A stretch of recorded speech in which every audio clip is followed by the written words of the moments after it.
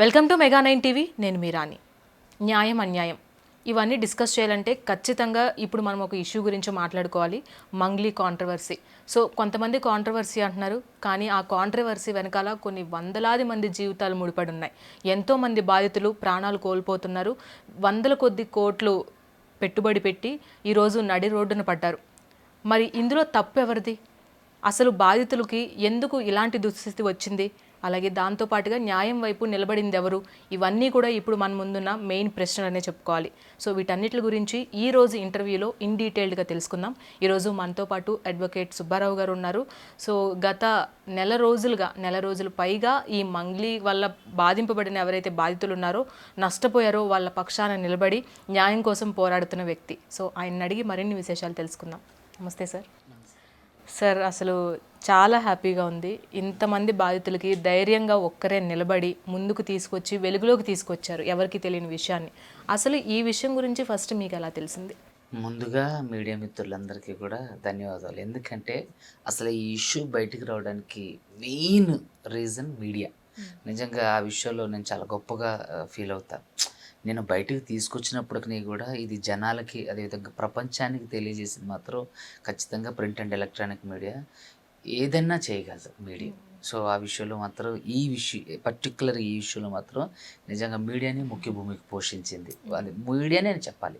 Advocate Subbu పోరాడినప్పటికీ కూడా ఆ పోరాటాన్ని చూపించింది కేవలం మీడియా, ప్రాచుర్యం కల్పించింది మీడియా.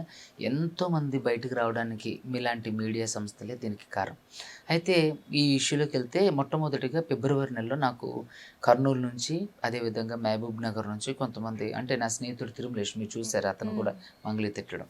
సో అతను వాళ్ళ అత్తగారు అక్కడ కాంగ్రెస్ ఎమ్మెల్యేగా పోటీ చేసి ఓడిపోయారు అన్నమాట. సో అక్కడ వాళ్ళకి మంచి రాజకీయ పలుకు కూడా ఉంది. తిరుమలేష్ వాళ్ళ అత్తగారు. సో అక్కడ వాళ్ళు పెద్ద, అంటే రాజకీయ నాయకులు. తిరుమల వాళ్ళ అత్తగారు వీళ్ళందరూ కూడా రాజకీయ నాయకులు అయ్యేటప్పటికి ఈ బాధితుల్లో కొంతమంది మహబూబ్ నగర్ వాళ్ళు ఉన్నారు. ఏది ఇప్పుడు హిమాకాంత్ రెడ్డి అని చెప్పేసి వినిపిస్తున్న పేరు. సో అతను ఆ ఏరియాకి సంబంధించిన వాడే. సో డబ్బులు పోయినాయి కదా, పోలీస్ స్టేషన్కి వెళ్తే ఇది సివిల్ కేసు, ఇది ఇక్కడ పరిష్కరించబడదు, మీరు కోర్టుకి వెళ్ళాలంటే తెలిసిన లాయర్ ఎవరన్నా ఉంటారని చెప్పేసి తిరుమల దగ్గరికి వెళ్తే హైకోర్టులో మా ఫ్రెండే ఉండే. తిరుమల నాకు ఉస్మాన్ యూనివర్సిటీలో మేము చదువుకునేటప్పుడు స్నేహితుడు. తను ఎంఏ చేసేవాడు. సో అట్లా ఫ్రెండ్స్ అయినప్పుడు ఇట్లా హైకోర్టులో మా ఫ్రెండ్ ఉండు సుబ్బు, వెళ్దాం పదండి అని చెప్పేసి నన్ను ఫోన్ చేశారు. ఫోన్ చేస్తే సరే పలానా తారీఖు, నేను అప్పటికి కొంచెం మా మిస్సెస్కి ఆరోగ్యం బాగాలేదు. సో ఆరోగ్యం బాగాలేక మేము సాగర్ హాస్పిటల్ అని ఇక్కడ రాజమండ్రిలో ఉంది, జీవీస్ గెస్ట్రోఎంట్రాలజీ. సో అక్కడ ఉన్నప్పుడు నేను ఆంధ్రాలో ఉన్న తిరుమల, మీ చెల్లికి హెల్త్ బాగాలేదంటే సరే ఎప్పుడు వస్తుంటే పలానా తారీఖు వస్తా అంటే సరే అప్పుడే వస్తాను అన్నాను. సరే అని చెప్పి వెళ్ళాం. నేను అక్కడంతా కంప్లీట్ చేసుకొని ఫిబ్రవరి 2nd వీక్ అట్లా, 2nd or 3rd week, I don't know, అట్లా వచ్చి రమ్మని చెప్పా. ఆఫీస్కి వచ్చేసరికి ఆఫీస్ ముందు ఒక 40-50 మంది ఉన్నారు. ఏదైనా గొడవ జరుగుతుందేమో అనుకున్నా. అంటే క్లయింట్లు ఎంతమంది ఉంటారని నేను అనుకోలే. 40-50 మంది క్లయింట్లే టవేరాలు వేసుకుని వచ్చారు పాపం వాళ్ళు. అక్కడ నుంచి చాలా మందికి చెప్పులు, మీరు చెప్తే నమ్మరు, కర్ణాటక నుంచి వచ్చిన వాళ్ళకైతే కనీసం వాళ్ళకి ఏమన్నా ఒంటి మీద బట్టలు కూడా మంచిగా లేవు. సో వాళ్ళు చాలా దీన స్థితిలో, చెప్పులు లేని ఆ ఛార్జీకి డబ్బు లేని పరిస్థితిలో వచ్చారు. వస్తే ఏదైనా గొడవ జరుగుతుందా ఏంటి, ఆఫీస్ ముందు ఏంటి జనం అనుకుంటూ నేను లోపలికి వెళ్ళేసరికి తిరుమల ఉండి వాళ్ళందరూ, ఏంటి తిరుమల ఎవరంటే వీళ్ళందరూ బాధితులు. ఓరు నాయన ఇల్లంతా బాధితులు ఏంటంటే ఇట్లా మైక్రో ఫైనాన్స్లో మోసపోయారని చెప్పేసి అంటే సరే అని ఆఫీస్లోకి వెళ్ళి కూర్చొని అసలు ఎవరు ఇందులో ప్రధానంగా అంటే హిమాకాంత్ రెడ్డి, మధుసూదన్ రెడ్డి, ఇంకా ఉన్నారు ఒక 7-8 మంది ఉన్నారు. 8 మంది మాత్రం మెయిన్ ఉన్నారు. సో వాళ్ళ వరకు లోపలికి పంపించి మా జూనియర్లు బయట వాళ్ళందరినీ బయట కూర్చోబెట్టి టీ తెప్పించి ఇచ్చారు. సో మాట్లాడితే ఏంటి ఇది ఏం జరిగిందంటే ఇట్లా రమావత్తు మధు అనేటోడు ఇట్లా బిజినెస్ పెట్టిండు. సో వాడు మాకు అంతకు ముందే తెలుసు, మేము వెస్టేజ్ కంపెనీలో చేసేటప్పుడు మాకు వాడు పరిచయం, మా దగ్గర అంటే సబార్డినేట్గా చేసేవాడు. సో తర్వాత ఒక 2000లో వెళ్ళిపోయినోడు, 2023 ఆ టైంలో వచ్చి మొత్తం కార్లు అవి ఇవి అన్నీ చూపించి మమ్మల్ని మోసగించడానికి ప్రయత్నం చేస్తే మేము నమ్మలేదు. తర్వాత మమ్మల్ని ఖరీదైన హోటల్స్కి తీసుకెళ్ళి ఖరీదైన ఫుడ్ పెట్టించి, ఖరీదైన మద్యం తాగించి, తర్వాత వెయిటర్కి 10,000 టిప్ ఇస్తుంటే తర్వాత ఇవన్నీ చూసి అప్పటికే వీడు శుభక్షేత్ర అనే ఏదో ఒక కంపెనీ స్టార్ట్ చేసి ఆ శుభక్షేత్ర కంపెనీలో చాలా వరకు ఫ్రాడ్ చేసి చేసిండు. సో ఫ్రాడ్ చేసి అప్పటికి కొన్ని అంటే డబ్బులు లెక్క పెట్టే వీడియోలు తీసుకోండి అన్నట్టు. సో తీసుకుని వీళ్ళందరికీ ఇదిగోండి నా టర్న్ ఓవర్, నా కంపెనీలో ఇంత టర్న్ ఓవర్ ఉందని చూపెట్టి ఒకసారిగా వీళ్ళు ఎవరైనా ఇప్పుడు అతని దర్పం చూసి 10 ఫార్చునర్ కార్లు చూపించి కట్టల డబ్బులు, నోట్ల కట్టలు డబ్బులు చూపించి ఇవన్నీ చూపించేసరికి ఆబ్వియస్లీ ఎవరైనా పల్లెటూర్లలో మనకలాగా వాళ్ళకి విజ్ఞత అంత లోతైన నాలెడ్జ్ ఉండదు కదండి. వెళ్ళేటప్పటికి మనమైనా ఎవరైనా కొంచెం మెల్లో గోల్డ్ చైన్ చూస్తే బాగా సంపాదించాడు, కోటీశ్వరుడు అని అనుకుంటాం. సో అట్లా అయ్యేటప్పటికి ఈ రమావత్ మధు అట్లా వాళ్ళందరితో ఇక తిరగడం, మాట్లాడటం ఇవన్నీ చేసేటప్పటికి డబ్బులు బాగా ఇక వీళ్ళ దగ్గర ఉండి అనుకొని కొంచెం ఒక 5 లక్షలు 10 లక్షలు అట్లా పెట్టుబడి పెట్టడం చేశారు. అయితే ఇతను ఏం చేసేవాడంటే అంటే 10 రూపాయల వడ్డీ, 15 రూపాయల వడ్డీ చేసేవాడు. మన దగ్గరకు వచ్చింది ఇది. ఇంకా మిగతా ఇంకా బాలాజీ నాయక్ అని వాళ్ళు వేరే ఉన్నాయి, అది వాళ్ళది దేవరకొండ, తర్వాత నల్గొండ బిట్టు వేరే. నా దగ్గరకు వచ్చింది వీళ్ళు.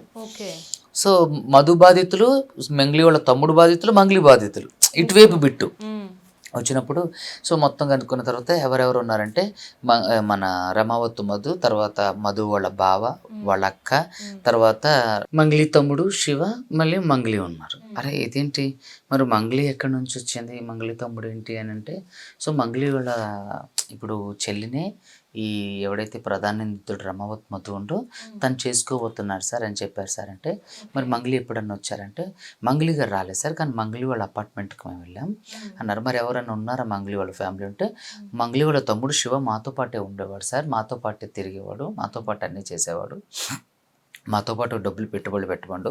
తర్వాత శుభక్షేత్ర తర్వాత ఇది వచ్చింది సార్, ఏది గోకుల్ నందన ఇన్ఫ్రా ఇండియా ప్రైవేట్ లిమిటెడ్ వచ్చింది సార్. దాంట్లో కూడా తనే వచ్చి మాతో పాటు పెట్టుబడులు పెట్టమని మాట్లాడేవాడు, తనే మాతో తిరిగిండు, గుళ్ళు గోపురాలకి కూడా వచ్చిండు, తాగిండు, తిరిగిండు, మేమంతా కలిసే ఉండేవాళ్ళం సార్ అని చెప్పేసి అన్నారు. తర్వాత మరి మంగ్లీ వాళ్ళు చెల్లి పెళ్లి చేసుకుంటూ అంటే ఎవరు రెండో ఆవిడ అంటే పాటలు పాడేవాడంటే కాదు సార్, ఇంకొక ఆవిడ ఉంది చిన్న ఆవిడ అంటే 3వ ఆవిడ ఉంది సార్ అని అన్నారు. అంటే వాళ్ళ కుటుంబాన్ని మనం అగౌరవపరచడం నా ఉద్దేశం కాదండి. వాళ్ళు చెప్పింది నేను ఇప్పుడు కూడా మంగ్లీ గారు నా మీద అసత్య ప్రచారం, అదే ఆ మంగ్లీ గారు నా మీద దుష్ప్రచారం చేశారు, ఆవిడ నన్ను దుర్భాషలు ఆడారు, ఆవిడ నా మీద అరగంటకు ప్రవర్తించారు తప్ప నేను ఎప్పుడు కూడా ఆవిడ వ్యక్తిగత ఆరోపణలకు పాల్పడలా. సో వాళ్ళ కుటుంబంలో వాళ్ళ చిన్న చెల్లిని చేసుకోబోతున్నారు సార్ రమావత్ మధు సో అని చెప్పారు. అని అంటే ఏమైనా ఫోటోలు ఉన్నాయంటే వాళ్ళ ఇంటికి వెళ్ళినవి, వాళ్ళతో కలిసి పార్టీలకు పబ్బులకి ఇప్పుడు ఎవడైనా సరే నమ్ముతారు. సో అప్పుడు ఉన్నప్పుడు ఖచ్చితంగా నమ్మాల్సిందే. సో ఎందుకంటే అది వాస్తవం కూడా కాబట్టి. సో అది అయిన తర్వాత వెళ్ళి వాళ్ళంతా మాట్లాడిన తర్వాత సరే డాక్యుమెంట్స్ అన్నీ ఇచ్చారులేండి చూస్తాను తర్వాత డాక్యుమెంట్స్ ఇచ్చెళ్ళారు. చూస్తే తర్వాత మీ దగ్గర ఏమేమి ఆధారాలు ఉంటే ఈ రమావత్ మధు వాళ్ళ బావ కట్టలు డబ్బులు లెక్క పెట్టే వీడియోలు, తర్వాత రమావత్ మధుతో మంగ్లీ దిగిన ఫోటోలు, వీడియోలు, తర్వాత వాళ్ళ ఇంటికి వెళ్ళినటువంటివి, తర్వాత వీళ్ళకి కొన్ని రమావత్ మధు డబ్బులు ఇవ్వపోయేసరికి పోలీస్ స్టేషన్లో పెట్టినవి, అక్కడ నుంచి వచ్చి సెటిల్మెంట్లు మాట్లాడుకొని మీ డబ్బులు ఇప్పుడు ఇస్తా అప్పుడు ఇస్తాను మాట్లాడినవి ఇవన్నీ కూడా చేశారన్నట్టు. సో చేసిన తర్వాత చూసాక చాలా రోజులు నేను స్టడీ చేసి అసలు ఏంటి కేసు, మరి వెంటనే ఒక్క కేసు కాదు, ఒకళ్ళు కాదు కదండి, చాలా మంది ఉన్నారు, 3 స్టేట్లలో ఉన్నారు. సో అప్పుడు నాకు ఈ దేవరకొండలో ఉన్నారు బాధితులు, నల్గొండలో బాధితులు ఉన్నారని తెలీదు. ఒక వింగ్ మాత్రం, అది కూడా 10 కోట్ల వరకు ఉన్న వింగ్ మాత్రమే నా దగ్గరకు వచ్చింది. సో అసలు ఏంటి విషయం కనుక్కుందాం అని చెప్పేసి ఇక కేసు వేయడానికంటే ముందు నేను తెలిసిన మ్యూజిక్ డైరెక్టర్ గారు కార్తిక్ కొడగండ్ల గారికి ఫోన్ చేసి సార్ ఇట్లా మంగ్లీ మీద ఆరోపణలు, వాళ్ళ తమ్ముడి మీద కూడా ఆరోపణలు వస్తున్నాయి, ఆధారాలు కూడా చూపిస్తున్నారు, అసలు ఏంటి ఆ విషయం కనుక్కోండి, ఒకవేళ మనం ఏదైనా హెల్ప్ చేయగలిగితే కూర్చోబెట్టి సెటిల్మెంట్ చేసి వాళ్ళ డబ్బులు వాళ్ళకి ఇచ్చేయండి, మా బాధితుల డబ్బులు అంతకంటే ఎక్కువ లేదు. ఒకవేళ ఆవిడ దగ్గర సంబంధించి కాలేదనుకోండి త్రూ కోర్టు ద్వారా, ఇప్పుడు ఎవరైనా ఆర్బిట్రేషన్ చేస్తారు. ఇప్పుడు డబ్బుల విషయం అదే కదండి, ఇప్పుడు డబ్బుల విషయం అనేది చాలా చిన్న విషయం కాదు, కోర్టుకు సంబంధించి దానికి 5-6 సంవత్సరాలు టైం పడుతుంది. సో అప్పటి వరకు బాధితులకి ఎలా ఉంటుంది అనే ఒక ప్రయత్నం వాళ్ళ దగ్గర అసలు చెప్పులు లేవు, ఛార్జీకి డబ్బులు లేవు అని చెప్పాము ఫస్ట్లోనే. అయితే మాట్లాడితే సరే సార్ కలుపుతా అని చెప్పేసి అరౌండ్ 2:30 అట్లా అవుతుంది ఆఫ్టర్నూన్. మాట్లాడితే ఆవిడ వాళ్ళ తమ్ముడు లైన్లో వచ్చారు, మాట్లాడుతున్నారు. ఇంకా ఆయన చూశారు కదా కార్తిక్ కొడగండ్ల గారి వీడియో, ఇక అన్నీ జరిగినాయి. తర్వాత నేను అన్నా ఇట్లా మీకెవరో తెలుసా రమావతి? ఆడెవడో నాకేం తెలుసు, నువ్వెవడో నాకేం తెలుసు, ఆడు నాకెందుకు తెలుస్తారు, నువ్వు నాకెందుకు ఫోన్ చేయించినావు అని మాట్లాడితే ఇట్లా వచ్చిందమ్మా ఎవరు మంగ్లీ మంగళి. మాట్లాడేది? ఓకే. ఇట్లా వచ్చిందమ్మా పరిస్థితి. మరి మీది ఉందో లేదో తెలుసుకుందాం అని ఫోన్ చేస్తుంటే వాడెవడో వాడిని చెప్పుతో కొడతా అని అన్నది. ఎవరు నువ్వు అందానన్నా. ఆహా వాడినండి అన్నాను. వాడినంటే నువ్వు ఎట్లా మాట్లాడుతున్నావమ్మా, చాలా పొగరుగా అరగంటకి మాట్లాడుతున్నావు, ఎవరైనా తప్పు బయటపడింది అనగానే బర్స్ట్ అవుట్ అవుతారు. బర్స్ట్ అదే అవుట్ అవుతారు. చేస్తారు సో పంజాగుట్టలో పెట్టిన మీటింగ్లో కూడా ఉంది. అవునండి అరగంటకి మాట్లాడతా, కేసు పెట్టినప్పుడు అరగంటకి మాట్లాడకపోతే ఎలా మాట్లాడతా అని కూడా మాట్లాడాను. సో అరగంటకి మాట్లాడింది. అది అయిపోయిన తర్వాత నేను ప్రెస్ మీట్ పెట్టి ప్రెస్కి వీడియోస్ తర్వాత ఫస్ట్ ప్రెస్ మీట్ స్టార్ట్ లేదు నేను ఒక డైరెక్టర్ గారు, ఇంకొక సినిమా డైరెక్టర్ గారి ఇంట్లో ప్రెస్ మీట్ పెట్టి మీడియా వాళ్ళందరినీ మిత్రులందరినీ పిలిపించి వాళ్ళకి ఆధారాలు డీటెయిల్స్ అన్నీ ఇచ్చేసాను. ఆ డైరెక్టర్ ఎలా పరిచయం మీకు? ఆయన నాకు స్నేహితుడు. ఓకే. ఆయన నాకు స్నేహితుడు. సో ఇంకొక డైరెక్టర్ వేణు గారు కాదు, ఇంకొక డైరెక్టర్. సో వాళ్ళ ఇంట్లో పెట్టి అక్కడ అయిపోయిన తర్వాత నాకు ఇక కంటిన్యూగా ఫోన్ కాల్స్. ఎప్పుడైతే ఆ ఇంటర్వ్యూలు రిలీజ్ అయినాయో ఇక అప్పటి నుంచి ఒకటే ఫోన్ కాల్స్.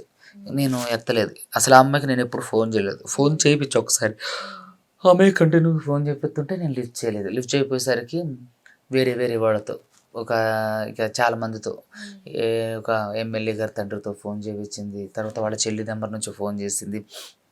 తర్వాత రకరకాల నంబర్ల నుంచి ఫోన్ చేస్తే నేను లిఫ్ట్ చేయలే. తర్వాత ఒక సెంట్రల్ మినిస్టర్ పేరు చెప్పి కూడా బెదిరించింది. సో ఏం లెక్క చేయకుండా నేను ముందుకు వెళ్ళిపోయి బాధితులందరితో కూడా కంప్లైంట్లు పెట్టిపించారు.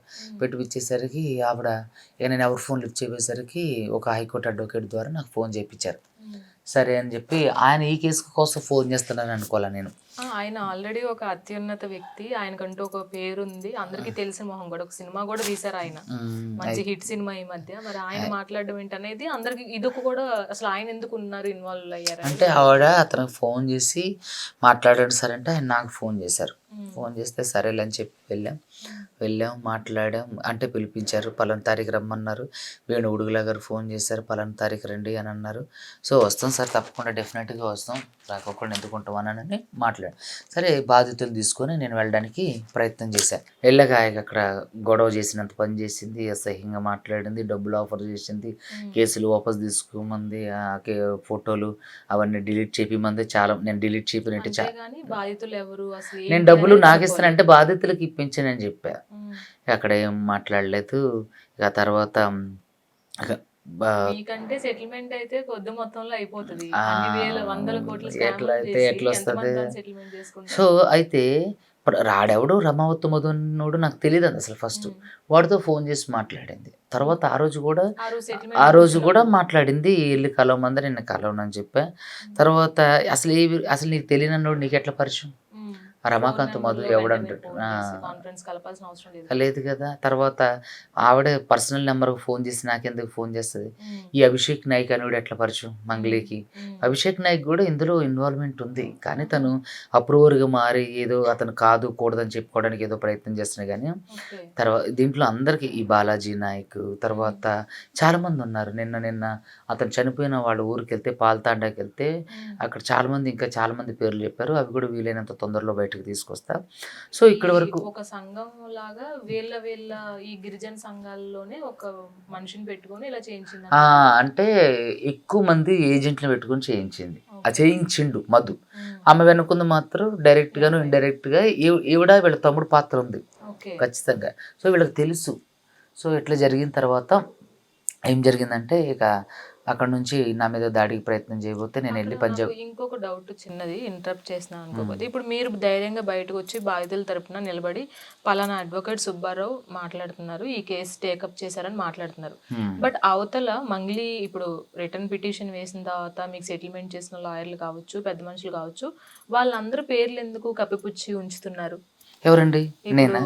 మీరు కానీ ఎవరైనా కానీ ఆ సో కాల్డ్ లాయర్ ఎవరైతే మీకు మీటింగ్ పిలిచారో ఆ లాయర్ పేరు ఎవరు కూడా బయట చెప్పట్లేదు, ఎందుకని అంటారు? ఎందుకంటే ఇప్పుడు అతను ఆర్బిట్రేషన్ పిలిచిన అతను ఏమైనా క్వశ్చన్ చేస్తారంటే అంతేగాని మంగ్లీ తరపున వాదించట్లేదు. ఆయన మంగ్లీ తరపున లాయర్ గారు వేరు.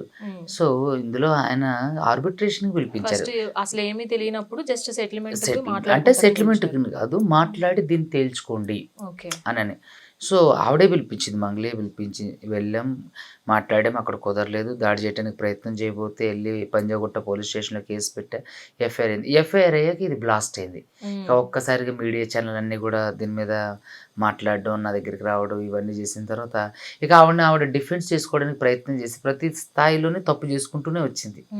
సో నా మీద ఆరోపణలు చేయటం, అసలు ప్రధానంగా వాళ్ళ తమ్ముడి మీద, ఈ రమవత్తు మధు మీద, శైలజ చౌహాన్ మీద, భరత్ చౌహాన్ మీద కేసులు పెట్టకుండా నా మీద కేసు పెట్టింది. అక్కడ బయటకు వచ్చి అక్కడ అర్థమైపోయింది అందరికి, జనాలందరికీ. నేను కూడా చాలాసార్లు క్వశ్చన్ చేశా, ఇప్పుడు నువ్వు నన్ను పిలిపించి, నువ్వు నన్ను బూతులు తిట్టి, నువ్వు నన్ను అసహ్యంగా మాట్లాడి, ఒక అడ్వకేట్ నన్ను కూడా చూడుకొని నీ ఇష్టం వచ్చినట్టు తిట్టి, నువ్వు సరే నేను నిన్ను ఇబ్బంది పెట్టానని చెప్పేసానని అంటున్నావు, దానికి ఒక ఆధారం చూపించమంటే ఆ అమ్మాయి చూపించాల. రెండోది, ఇంత జరిగిన నువ్వు ఎందుకని మరి మీ తమ్ముడి మీద నీ పేరు చెప్పి, నీకు సంబంధం లేదన్నావు, నీ పేరు చెప్పి చేశారని, మరి నీ పేరు చెప్పి చేసిన వాడి మీద ఎందుకు ఇంతవరకు ఈ రోజు వరకు స్టిల్ కేసు పెట్టలేదు? 9 మంది ప్రాణాలు పోయినాయి. సో దీంట్లో ఇది బయటకు వచ్చిన తర్వాత ఇందులో నిజాయితీ ఉందని గమనించిన కొంతమంది బంజారా నాయకులే వాళ్ళు కూడా యుద్ధానికి సిద్ధమయ్యారు. ఇప్పుడు ఏదైనా సెలబ్రిటీ ఒక చిన్న యాడ్ పర్పస్ కి ఇప్పుడు మార్ఫింగ్ చేసి ఫోటో వాడుతుంటే కోర్టును ఆశ్రయిస్తున్నారు. ఎందుకంటే మా పేరు యూజ్ చేసుకుని ఏదైనా బ్రాండ్ ప్రమోట్ చేసినట్లయితే దాని వల్ల ఎంతో మంది నష్టపోతారు అని. మరి ఇన్ని 100 కోట్ల స్కామ్లు జరుగుతున్నప్పుడు నీ పేరు కూడా ఒక సెలబ్రిటీ ఫోటో పెట్టి చేసుకుంటున్నప్పుడు లేదు, ఆవిడ ఫోటో పెట్టి చేయలేదు, వాళ్ళ తమ్ముడే ఉండు కదా. అంటే ఆ ఫోటో పెట్టకపోయినా రిలేషన్స్ అయినా ఏదైనా మంగ్లీ వాళ్ళు ఉన్నారు, మంగ్లీ ఫ్యామిలీ ఉందంటే మిగతా వాళ్ళందరూ నమ్ముతారు కదా. ఎన్ని కోట్లు పెట్టడానికి కూడా మంగ్లీ ఫ్యామిలీ ఉంది, మంగ్లీ ఉంది, మంగ్లీ తమ్ముడు ఉంది, ఇవన్నీ అనే చేశారు అందరూ. మీరు చూడండి, బాధితులు నిన్న ఆయన చనిపోయారు కదా పాల్తాండాలో, వాళ్ళు కూడా అంటున్నారు మంగ్లీ ఊరు వచ్చింది, మంగ్లీ పేరు చూసే, లేకపోతే రమవత్ మధుగడికి 10th ఫెయిల్ అన్నాడు మొహం చూసి మేము ఎందుకు పెడతాం అని చెప్పేసి అన్నారు. సో ఇట్లా ఇక ఇంపోర్ట్ అండ్ ఎక్స్పోర్ట్, తర్వాత గోల్డ్ మీద, ట్రేడింగ్ మీద, తర్వాత రియల్ ఎస్టేట్ మీద, సిమెంట్ ఫ్యాక్టరీ మీద పెట్టుబడులు అని చెప్పి అందరి దగ్గర వసూలు చేశారండి. పాపం వాస్తవానికి చాలా మంది అనేది ఏంటంటే కోట్లు పెట్టిన వాళ్ళు ఎట్ట పేదోళ్ళు అని అన్నారు. అయితే వాళ్ళు భూములు అమ్మేసి, బంగారాలు అమ్మేసి, ఇల్లులు అమ్మేసి, అప్పులు తెచ్చి ఇచ్చారన్నట్టు. అంటే ఎక్కువ వడ్డీ వస్తే వాళ్ళకి ఇచ్చేయచ్చు, మిగతా ఇప్పుడు ఊర్లో ఉన్న ఒకటి కూడా అంటున్నారు, వాళ్ళు తాండాల్లో ఉండే వాళ్ళు వాళ్ళ భూములకు కూడా అంత వాల్యూ ఉండదు కదా. ఎవరు చెప్పారు? లేదు, వాళ్ళకి పోడు భూములు ఉన్నాయి, అవన్నీ కూడా మన హైదరాబాద్ హైవేకి దగ్గరలోనే ఉన్నాయి. సో అట్లా అమ్మిన వాళ్ళు, బంగారం అమ్మిన వాళ్ళు, తరతరాల నుంచి వచ్చిన ఆస్తులన్నీ అమ్మేసి పెట్టిన వాళ్ళు ఇప్పుడు వాళ్ళకి కనీసం మెడలో ఒక బంగారం చైన్ కూడా లేదు, అంటే తాళి బొట్టు కూడా లేదు, మొత్తం పిచ్చి తాళ్ళు అవి వేసుకుని ఉన్నారు. So what ever it is, ఏదైనా కానీ ఇందులో ఏంటంటే ప్రధానంగా ఈ రమవత్తు మధు, ఈ తర్వాత బాలాజీ నాయక్, వీళ్ళందరూ ఉన్నారు. నా దగ్గరకు వచ్చిన వాళ్ళు మాత్రం ఈ రమవత్తు మధు, మంగ్లీ వాళ్ళ తమ్ముడు, వీళ్ళు. సో ఇక అప్పుడు ఇదంతా అయిపోయిన తర్వాత కేసు పెట్టాక మీడియా అంతా తెలిసిపోయింది. ఆ అమ్మాయి ఇది కేసు పెట్టకపోతే మేము కూడా ఇబ్బంది పడతాం అనుకుని నా మీద కంప్లైంట్ పెట్టింది. సెంటిమెంట్ డ్రామాని చేసింది, అది వర్కౌట్ కాలేదు. తర్వాత మీడియాని బ్లేమ్ చేసింది, మీడియా కూడా వర్కౌట్ కాలేదు. తర్వాత అంటే ప్రతి స్థాయిలో బ్లేమ్ చేసేటప్పుడు కూడా అనుకోకుండా చేసిందో అనుకుని చేసిందో తెలియదు, కానీ ఇప్పుడు ఖచ్చితంగా సమాధానం చెప్పాల్సిన వ్యక్తిగా నిలబడింది. ఒకటి, ఆవిడ తప్పు లేనప్పుడు అసలు రమవత్తు మధు ఎవడో నాకు తెలియదు అంది ఫస్ట్.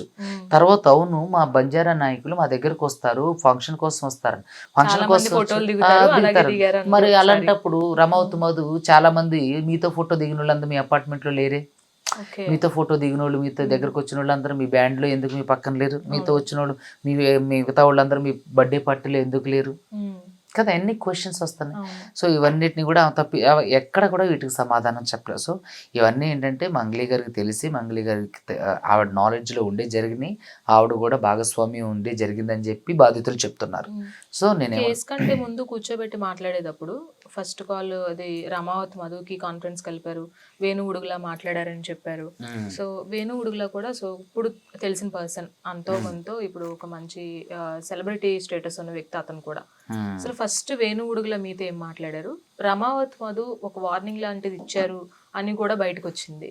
సో అసలు కాల్లో ఏం మాట్లాడారు? వేణు ఉడుగులా గారు అక్కడ ఏం మాట్లాడారంటే, ఫస్ట్ ఆవిడకి సపోర్ట్ చేసినట్టు మాట్లాడారు. తర్వాత విషయం అంతా విన్న తర్వాత ఆయన కూడా అన్నారు, అవునమ్మా దీంట్లో నాతో అన్నారు వేణుగుడుగుల గారు ఈ ఇన్వాల్వ్మెంట్ ఉంది, కానీ ఇప్పుడు బయటకు పట్టలేదు, మాట్లాడలేదు, ఏది చెప్పట్లేదు అని అన్నారు. వేణుగుడుగుల గారు కూడా అన్నారు, అవునమ్మా చెప్పు, నీకు ఏదన్నా ఇబ్బంది ఉంటే చెప్పు, ఒకవేళ ఏదైనా సమస్య ఉన్నా చెప్పు, దీన్ని ఇక్కడితో సరిచేద్దాం అని కూడా అన్నారు వాస్తవానికి. తర్వాత ఆ అమ్మాయితో కూడా అన్నారు, నువ్వు వాడి మీద కేసు పెట్టు, వాళ్ళందరి మీద కేసు పెట్టు, వాడిని పోలీసులకు అప్పగించు, ఇవన్నీ చెయ్యి అంటే ఆవిడ నేను ఎందుకు చేస్తాను, నాకే అవసరం, అసలు నేను చెయ్యను, నాకు సంబంధం లేదన్న. నేను కూడా అన్నా, నీ తప్పు లేదంటున్నావు కదా. అదే కదా ఎవరు ఒక యూట్యూబర్ తిట్టిందని నువ్వు సిపి సజ్జనర్ వరకు వెళ్ళి కేసు పెట్టి వాడిని కొట్టించి వాడితో సారీ చెప్పి వీడియో రిలీజ్ చేయించినావు అంత నువ్వు, మరి నీ పేరు చెప్పి మీ తమ్ముడు అందరూ, ఆవిడ కూడా ఉంది అంటున్నారు మనోళ్ళు, ఏది విక్టిమ్స్. సో అందరు ఉన్నప్పుడు మరి ఎందుకని వాళ్ళ మీద కేసు పెట్టాలి? స్టిల్ ఇప్పటి వరకు కూడా కేసు పెట్టాల ఆవిడ, ఇంత జరుగుతున్నా. ఎందుకంటే వాళ్ళ మీద కేసు పెడితే ఈవిడ బండారం కూడా బయటపడుతుంది కదా. అసలు ఆడెవడో తెలియదు, ఆడెవడో తెలియదన్న. అదే తర్వాత వాళ్ళకి వీళ్ళకి బ్యాంక్ ట్రాన్సాక్షన్ జరిగి నేను కూడా పోలీసులు నిర్ధారించారని చెప్పి ఏదో వార్తలు కూడా చూసి, ఇది మా ఇల్లు అమ్ముతానంటే కొనుక్కోవడానికి వచ్చినాను అంటే చూడండి ఎక్కడి నుంచి అబద్ధాలు ఆడుతూ స్టార్ట్ చేసిందో. ఒకవేళ అమ్మాయి ఇన్వాల్వ్మెంట్ లేకపోతే నేను ఇప్పుడు మొన్న చెప్పే సవాళ్ళు విసిరా, ప్రతిసారి చెప్తున్నా, ఇప్పుడు కూడా చెప్తున్నా, మంగ్లీ గారికి ఇన్వాల్వ్మెంట్ లేదు. సరే రండి, బాధితుల తరపున రండి, ఏదో పోస్టులు పెట్టి నేను బాధితుల తరపున ఉంటా, బాధితులకు న్యాయం చేయాలంటే రావాలి బాధితుల తరపున. మేము ఎల్లుండు 3 రోజుల తర్వాత సీఎం గారు అపాయింట్మెంట్ తీసుకోవడానికి ప్రయత్నం చేస్తాను, వస్తే మాతో పాటు రమ్మానంటే ఏమన్నా సీఎం గారు అపాయింట్మెంట్ తీసుకుంటున్నాం, రమ్మానంటే సీఎం గారికి వెళ్ళి కంప్లైంట్ చేద్దాం. సరే నీ తప్పు లేదంటే నేనే మంగ్లీ గారు తప్పు లేదని మీడియా ముందు చెప్తా.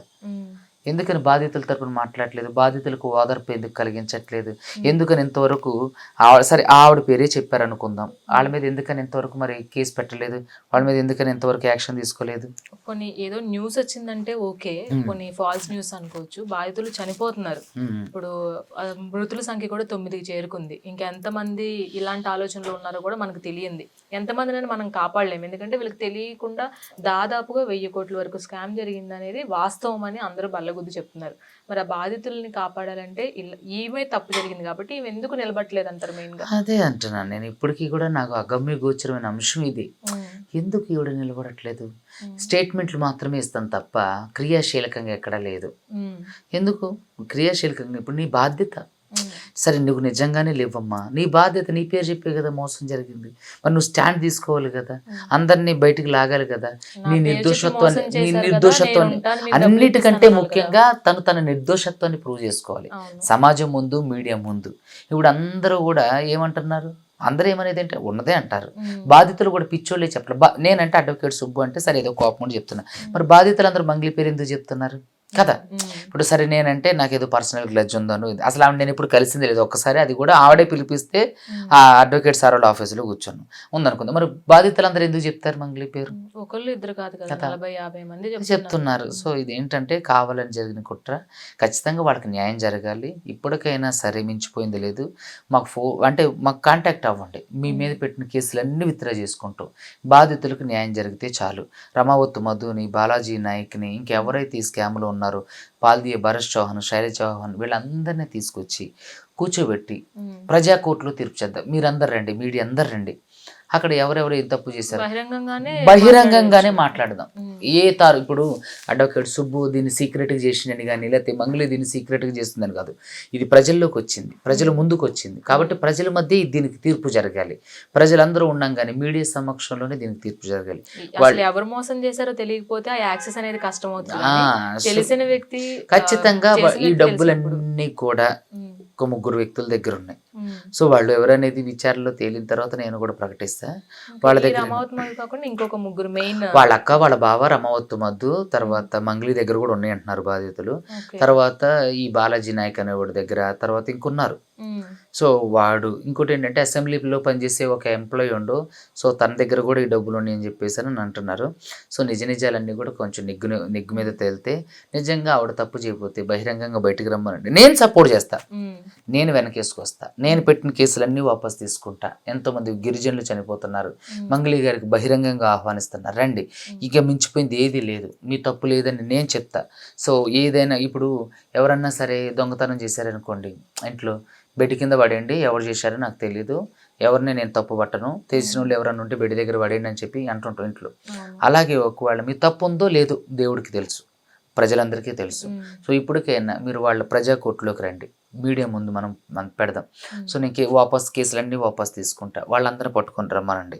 పట్టుకొని వస్తే వాళ్ళ డబ్బులు ఇప్పుడు రూపగట్టినోడికి 30 ఇవ్వండి, సరే సమన్యాయం చేయండి, అది మంగ్లీ గారు చేయగలరు. ఎందుకంటే తన పేరు చెప్పినప్పుడు తను పూనుకుంటే ఇది అవుతుంది. నాకు 3 రోజులైనా డీజీపీ గారు అపాయింట్మెంట్ ఇవ్వాలి, ఆవిడ 1/2 అవర్లో ఇచ్చేశారు. అలాంటిది మంగ్లీ గారు తలుచుకుంటే నాకు తెలిసి ఒక్క రోజులో పరిష్కారం అయ్యే సమస్య. ఎంపీలే ఫోన్ చేసి మాట్లాడినప్పుడు ఇప్పుడు వాళ్ళ పెద్దవాడు ఉండు ఆయన రాములు నాయక్ గారు కూడా ఉండు, ఆయన కూడా పిలిపించుకోమనండి. సో పిలిపించుకుని ఇటు మందకృష్ణ గారిని పిలిపిస్తాను నేను, కాళ్ళు గడ్డలు పట్టుకుని ప్రజాకోర్టులో కూర్చోబెట్టి అందరికీ న్యాయం చేద్దాం. ఇంకొక విషయం ఏంటంటే, మీరు కేసు ఫైల్ చేసినప్పుడు కొన్ని ప్రూఫ్స్ కూడా, ఆ 9.5 కోట్లకి సంబంధించిన ప్రూఫ్స్ కూడా మీరు అటాచ్ చేసి పెట్టారు. అందులో కూడా ఒక వీడియో కూడా రిలీజ్ చేయడం జరిగింది, డబ్బులు లెక్క పెడుతూ. అందులో ఉన్న పర్సన్ మంగ్లీ తమ్ముడు అని కొంతమంది, తమ్ముడు కాదని కొంతమంది అనేది ఉంది. ప్రూఫ్ అనేది మీ దగ్గరే ఉంది కాబట్టి అసలు ఆ మనిషి ఎవరు, డబ్బులు లెక్క పెడుతున్న మనిషి? డబ్బులు లెక్క పెడుతున్న మనిషి ఎవరంటే రమావత్ మధు వాళ్ళ బావ భరత్ చౌహాన్. అయితే మీడియాలో కొంచెం రాంగ్గా మిస్టేక్గా టైప్ పెట్టడం వల్ల ఈ మొహం అండి, ఆ కట్టలు లెక్క పెట్టే మొహం అంది. మరి భరత్ చౌహాన్ అసలు first A1 మంగ్లీనే, A1 Mangli, A5 కాదు. నేను పెట్టిందే మంగ్లీ మీద. అక్కడ పంజాగుట్టలో అది అంటే మిస్లీడ్ అయ్యి అది A5కి వెళ్ళింది. మళ్ళీ ఇప్పుడు ఛార్జ్ షీట్ లో మంగ్లీ A5గా వస్తారు, A1గా వస్తారు చూడండి, మారుస్తారు. సో ఇవన్నీ కూడా ఏంటంటే కావాలని జరిగినవి. ఈ మంగ్లీ గారు తలుచుకుంటే దీనికి సమస్యకి పరిష్కారం అవుతుంది. ఇప్పుడైనా రోడ్డు మీదకి వచ్చి, లేదంటే వాళ్ళందరిని ఎవరైతే ఉన్నారో బాధితులు ఎవరైతే ఉన్నారో, మంగ్లీ ఈ స్క్రిప్ట్లో భాగమే రమావత్ మధు అరెస్ట్ అవ్వడం. సో ఆవిడ తలుచుకుంటే అయిపోతుంది, ఖచ్చితంగా చేస్తే. దగ్గరగా 9 మంది ఉన్నారు ఇందులో అని చెప్తున్నారు, 8 నుంచి 9 మంది. మరి ఆ 5 మీదే మీరు కంప్లైంట్ చేయడం, మిగతా వాళ్ళని ఎందుకు అందులో ఇన్వాల్వ్ చేయలేదంట? ఏ 9 మంది? ఇక్కడ ఫస్ట్ బాధితులు వచ్చినప్పుడు దగ్గరగా వాళ్ళు 9-10 మంది వరకు పేర్లు చెప్పారు అని అన్నారు కదా. 8-9 మంది వచ్చారంట. 8-9 మంది వచ్చారు. అంటే మెయిన్ ఉన్నారు వాళ్ళు. ఆ 8-9 మంది మిగతా వాళ్ళ దగ్గర ఏజెంట్ లా కలెక్ట్ చేసి ఇచ్చారన్నట్టు వీడికి. సో వాళ్ళు కూడా ఉన్నారు, రావడానికి 40-50 మంది వచ్చారు. సో నా దగ్గరకు వచ్చిన వాళ్ళు ఫస్ట్ రమావత్ మధు, భరత్ చౌహాన్, శైలజ చౌహాన్, సింగర్ మంగ్లీ తమ్ముడు శివ, మంగ్లీ, ఈ 5 ముందు అసలు నాకు దేవరకొండ ఇటు గురించి తెలియదు. తర్వాత ఈ ఇష్యూ బయటకు వచ్చాక అన్ని జిల్లాల వాళ్ళు ఫోన్ చేసి, మేము ఎంత పెట్టాం సార్, మేము 5 కోట్లు పెట్టాం సార్, మేము 3 కోట్లు పెట్టాం సార్, మేము 10 లక్షలు పెట్టాం సార్, మేము అని అందరు రావడం జరిగింది. సో దీంతో ఒక్కసారిగా పబ్లిక్ డొమైన్లో ఈ ఇష్యూ బాగా వైరల్ అవడంతో కొంతమంది గిరిజన విద్యార్థి నాయకులు కూడా దాని గురించి వాకప్ చేసి నిజమని తెలిసాక వాళ్ళు కూడా మాకు సపోర్ట్ చేయడం స్టార్ట్ చేశారు. మాకు సపోర్ట్ చేసే వాళ్ళు మెయిన్ని పర్సనల్గా అటాక్ చేయించింది మంగ్లీ, డబ్బులు ఇచ్చి మీడియా వాళ్ళతో, కొంతమంది మీడియా వాళ్ళతో మాట్లాడండి అని చెప్పి వాళ్ళ సంఘం వాళ్ళకి డబ్బులు ఇచ్చి మీడియా సమావేశాలు పెట్టించి నా మీద ఇంకా మిగతా వాళ్ళ మీద వ్యక్తిగత దూషణలకు పాల్పడడం ఇలాంటివి చేసి మీడియాలో ఉన్నటువంటి కొన్ని ఇంటర్వ్యూలు అయితే డిలీట్ చేయించేసింది. డిలీట్ చేయించడం, తర్వాత అందరు మీడియాలకు ఫోన్ చేయటం, డిలీట్ చేయండి అని మాట్లాడడం, ఇవన్నీ చేశారన్నమాట. సో ఏంటంటే అవన్నీ ప్రూఫ్స్ కానీ మీరు బయట పెట్టొచ్చు కదా. ఏమంటే ప్రూఫ్స్ కానీ బయట పెట్టడానికి ఎవరైతే మీడియా వాళ్ళకి ఫోన్ చేసి వీడియోలు డిలీట్ చేయమన్నారో ఆ ఆడియోలు ఉన్నాయి, అవన్నీ కూడా వీలైనంత తర్వాత రిలీజ్ చేస్తాం. అలాగే తను బయటకు వచ్చి చెప్పినట్లు నోరు చాలా వరకు జారుతూనే వచ్చింది. ఫస్ట్ మీడియా ముందుకు వచ్చినప్పుడు శ్రీముఖి అంటే క్రష్ అంది, అండ్ తర్వాత బిగ్ బాస్కి వెళ్ళాలనే ఇంట్రెస్ట్ అంది, అండ్ ప్రత్యూష ప్రెస్ మీట్ పెట్టినప్పుడు ప్రత్యూషతో అంతా ఆ ఎదవ వల్లే జరిగింది అంది.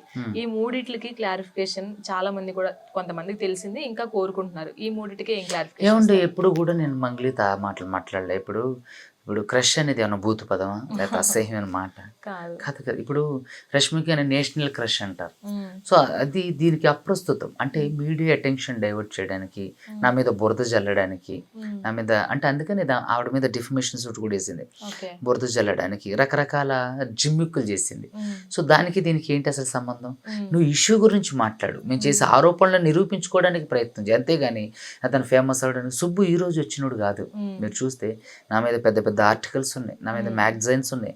నేను ఎప్పుడూ సోషల్ మీడియాలో ఎన్నో అంశాల గురించి మాట్లాడుతున్న వ్యక్తిని, ఎన్నో సామాజిక అంశాల గురించి అంటే వివరణ ఇస్తున్నటువంటి వ్యక్తిని, ఆ విషయాల గురించి విశ్లేషిస్తున్నటువంటి వ్యక్తిని, ఆ విషయాల గురించి మాట్లాడుతున్నటువంటి వ్యక్తిని, ఎంతో మందికి పేదలకు సపోర్ట్ చేస్తున్నటువంటి అడ్వకేట్ సుబ్బు ఈ రోజు మార్కెట్లోకి రాలే, బురద జల్లే ప్రయత్నం టాపిక్ని డైవర్ట్ చేసే ప్రయత్నం. సో ఆ భాగంలో జరిగింది. సో అందరూ కూడా తిట్టారు, దీనికి దానికి ఏంటి కారణం అని, దీనికి దానికి ఏంటి సంబంధం అని. బిగ్ బాస్ ఎందుకు తీసుకొచ్చింది అసలు ఇందులోకి? ఏమంటే అంటే ఆవిడ నా ఇంతకుముందు ఇంటర్వ్యూలు చూసింది. Okay. సో చూసి వాటిని పట్టుకొచ్చి ఇందులో ఇరికించి చొప్పించి మీడియా అటెన్షన్ డైవర్ట్ చేయడానికి, నాకు అంటే మీడియా అంటే పిచ్చని. ఇంకోటి కూడా చెప్పింది, నేను డబ్బులు ఇచ్చి ఇంటర్వ్యూలు చేయించుకుంటానని చెప్పి. మీరు ఇప్పుడు నాకు ఎంత ఇచ్చారు, లేకపోతే నేను మీకు ఎంత ఇచ్చానండి? అస్సలు లేదు. అంటే ఏంటంటే బురద జల్లే ప్రయత్నం. మీరు కూడా దాదాపు 4 రోజులు 5 రోజుల నుంచి ఇవ్వండి అంటే ఈ రోజు ఇచ్చాం కదండి, నేను ఏమన్నా డబ్బులు ఇచ్చానా? సో ఇలాంటివన్నీ ఏంటంటే ఫేక్ అలిగేషన్స్ చేసి జనాల దృష్టిని మరలించడానికి చూస్తుంది, కానీ అది కుదరలేదు. మరి ఆ వెధవ వల్లే ఇదంతా అని ఒక ఫోన్ కాల్లో మాట్లాడింది లైవ్ లో మీడియా ఉన్నప్పుడు. సో ఏంటి, ఎవరి గురించి మాట్లాడింది అంటే? తిరుమలేష్ గురించి. తిరుమలేష్, అది ఈ కేసు నా దగ్గరకు తీసుకొచ్చిన తిరుమలేష్ ఉంటుంది కదా, తన గురించి మాట్లాడింది. సో నా గురించి కూడా వాళ్ళ టీచర్, మ్యూజిక్ టీచర్ రమేష్ గారితో మాట్లాడిందంట, తిట్టిందంట. ఆవిడ తెర ముందు మంగ్లీ కదండి, తెర వెనుక అసలు ఆవిడ ఆరగింటు, బూతు మాటలు, అసహ్యమైన పదజాలం, ఆవిడ బిహేవియర్ అంతా కూడా ఏంటంటే ఇంటర్నేషనల్.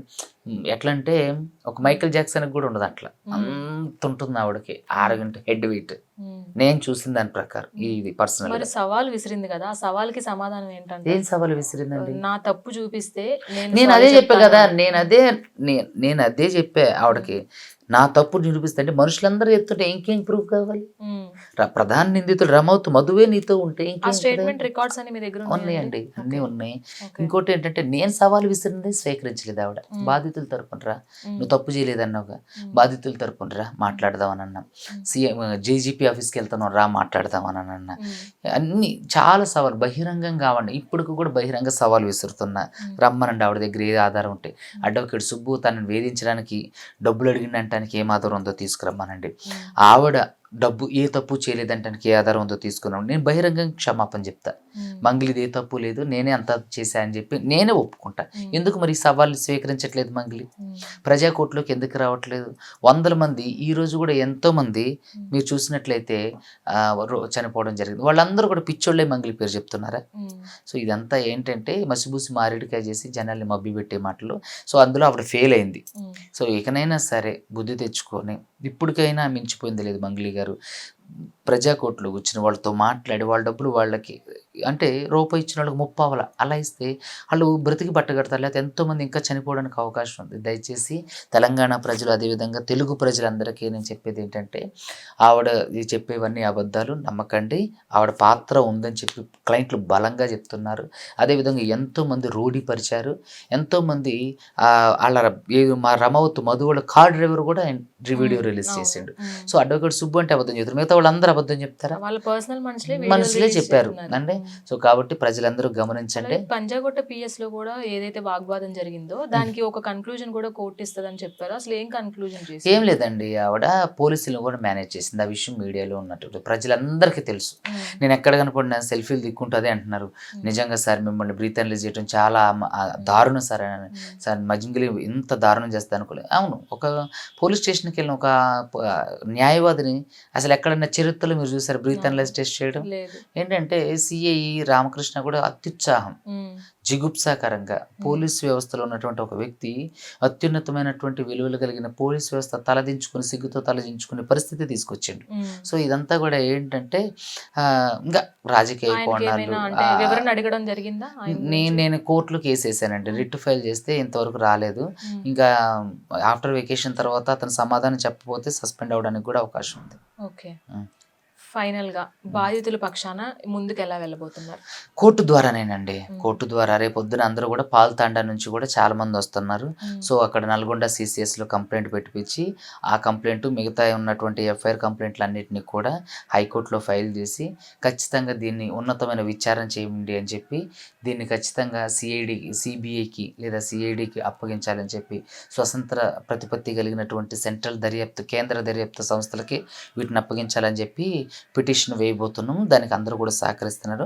తప్పకుండా ముందుకు ఇది ఎట్టి పరిస్థితుల్లో వదిలిపెట్టాం. మంగ్లీ గారు ఇప్పటికైనా వచ్చి ఇదంతా వద్దు, దీన్ని క్లియర్ చేద్దాం అంటే ఓకే, లేదంటే మాత్రం ఇక తర్వాత కేంద్ర దర్యాప్తు సంస్థలకు వెళ్ళాక మన చేతిలో ఏముండదు, మీకు తెలిసిందే.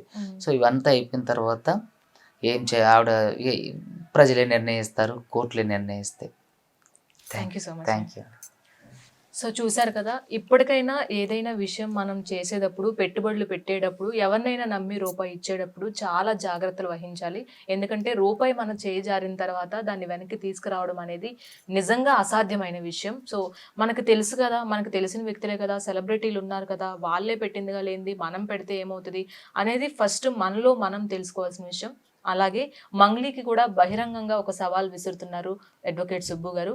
నీ తప్పు లేకపోతే బాధితుల పక్షాన వచ్చి నిలబడు, నేను నీకు సపోర్ట్గా ఉంటాను, ఇద్దరం కలిసి బాధితులకి అండగా నిలుద్దాం. ఒక కూర్చొని మాట్లాడుకొని బహిరంగంగానే ప్రజా కోర్టులో కూర్చొని బాధితులకి న్యాయం చేద్దామని సుబ్బు గారు చెప్తున్నారు. అదే ఇది గనక ముందుకు సాగకపోతే, మంగ్లీ నుంచి ఎలాంటి వివరణ రాకపోతే ఖచ్చితంగా సెంట్రల్ దర్యాప్తు సంస్థల వరకు కూడా వెళ్తాము. సిట్ వేసిన తర్వాత ఇంకా నేను కాదు కదా, ఇంకెవరు ఇన్వాల్వ్ అయినా కానీ ఇందులో చేసేది ఏమీ లేదు అని అడ్వకేట్ సుబ్బు చెప్తున్నారు. కాబట్టి మంగ్లీ ఇప్పటికైనా బయటకు వచ్చి మాట్లాడుతుందా, బాధితుల పక్షాన నిలబడుతుందా, రమావత్ మధు పైన కేసు పెడుతుందా, ఇవన్నీ తెలియాలంటే మరికొద్ది రోజులు వెయిట్ చేయాల్సిందే. ఇలాంటి మరిన్ని ఇంటర్వ్యూస్ కోసం మళ్ళీ కలుద్దాం. అంతవరకు చూస్తూనే ఉండండి మెగా 9 టీవీ.